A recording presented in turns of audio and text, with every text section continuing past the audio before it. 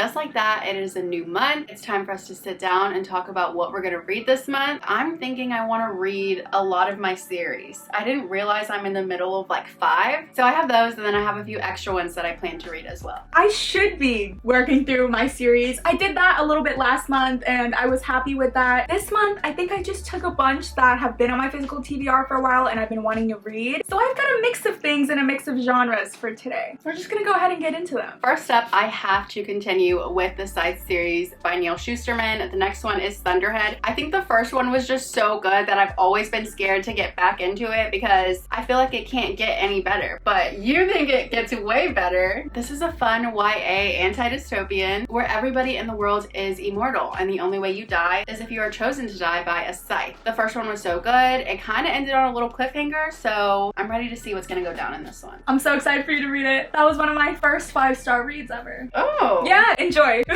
Up first, I have My Best Friend's Exorcism by Grady Hendrix. This I did go over in my summer TBR. I think it's gonna be a fun, spooky summer read. It's supposed to be horror and it takes place at a camp during the summer, so I just think it fits perfect. It says this book packs all the magic of a summer horror flick. I've liked Grady Hendrix writing in the past, so I'm excited to get into this one. A lot of you guys said it was very good, so I have high hopes for it. I also always say that I love this cover. It says high school sophomores Abby and Gretchen have been best friends since 4th grade. Oh, not us, but after an evening of skinny dipping goes wrong, Gretchen begins to act different. She's moody, irritable, and bizarre accidents keep happening whenever she's nearby. Their fate will be determined by a single question: is their friendship powerful enough to beat the devil?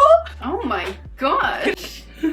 Blends teen angst, adolescent drama, unspeakable horrors, and a mix of 80s pop songs into the pulse-pounding supernatural thriller. I'm so excited. This is my summer pick for the year. I am going to continue on with the Selection series. My next one is The Elite. The first one was so good. I gave it 5 stars. It was so perfect. It was entertaining. It was just a fun, grand time. Grand time. Grand time. It was seriously like The Bachelor meets The Hunger Games. There's also like a love triangle in there, but it's like both guys are good options. I have to see what's gonna happen in the next story. Next, I have a non-fiction because it's about time I start reading other books. I've only ever read fiction. I don't know if I've ever read a non-fiction book, but this one I've been excited to read since it came out because it was all anyone was talking about, and it is I'm Glad My Mom Died by Jeanette McCurdy, her memoir. I mean, this was so popular when it came out. I've heard nothing but good things. Of course, it's a serious story that deals with serious things, but as far as the delivery and the writing, everyone says it was such a good novel. This is a beautifully crafted coming-of-age story as fearless as its author. I love Jeanette McCurdy, so I'm so ready to read this, and hopefully it will get me into more memoirs because I have a bunch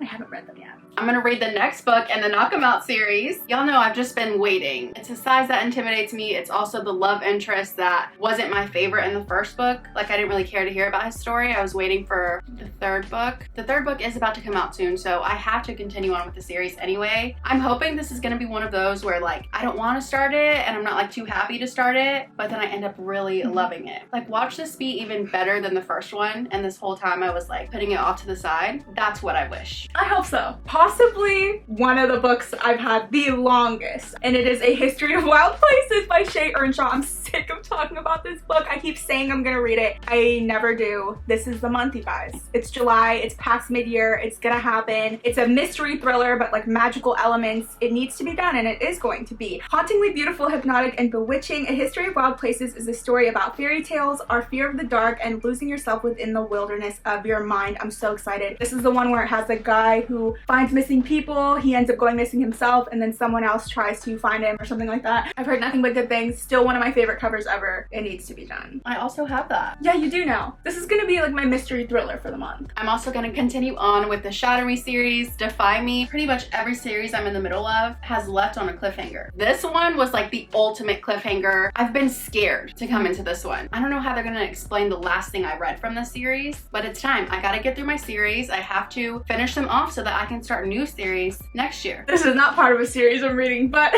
it's one that I have been wanting to read, and a lot of you guys have been wanting us to read it for a while now, so I decided this is the month. It's Credence by Penelope Douglas. I have heard mixed things about this book. A lot of people say this is one of their favorite Penelope Douglas books of all time, so I've got to know what people are talking about. This one's like about her step uncle, which is That's a lot to begin with. It says her father's stepbrother and her only living relative assumes guardianship of her, and she's 2 months shy of 18. I've only read Punk 57 by Penelope Douglas, and I like the storyline, even though the writing was a little off. So I want to see what I'm gonna think about this one. And next I have the last book in the Calloway Sisters series. This is A Long Way Down. This couple is one of my favorites. This is their last book. This is the longest contemporary romance series that we've read. So we've been through a lot with these characters, but we're ready to see how their stories are going to end, and we're ready to move on. I actually have another nonfiction book. I decided to knock out 2 memoirs in 1 month if possible. It is Everything I Know About Love by Dolly Alderton. You read this one. Thought it was okay. That's fine. For me personally, like, the advice didn't go with my lifestyle of like where I am right now. But I could see how somebody else could really love it. Dang, well, we're in the same boat. So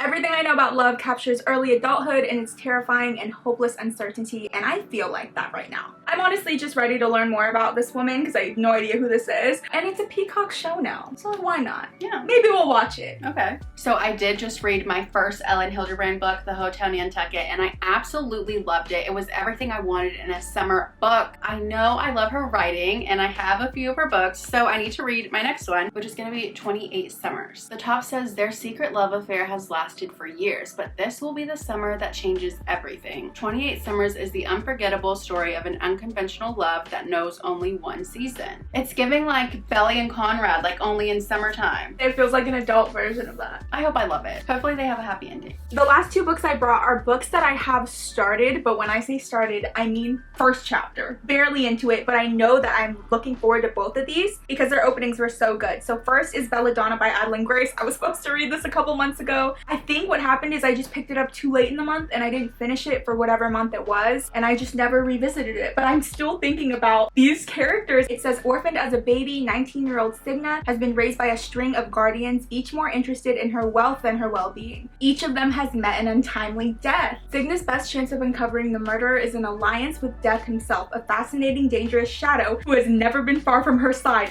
When I tell you guys, we meet Death within the first couple chapters and I'm obsessed with this man, okay? I don't know if he's good or bad, but he's hot.